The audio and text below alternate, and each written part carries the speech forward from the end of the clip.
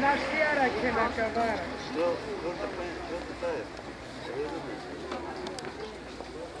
Nađena. Ceylana. Strada hem online pokazuje.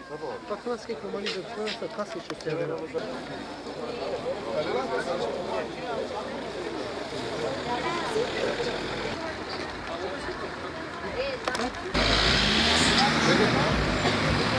Hey! Pouco aqui!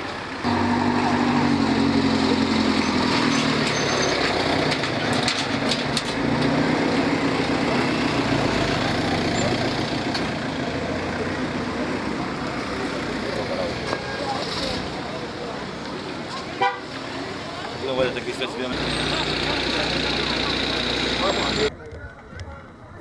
Snime.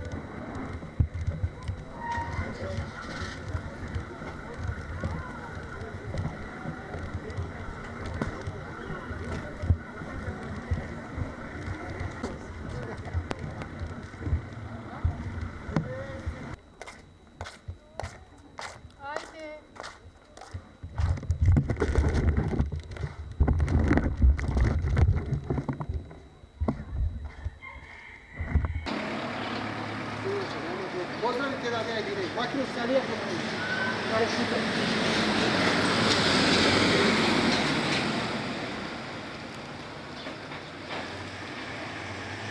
Ah!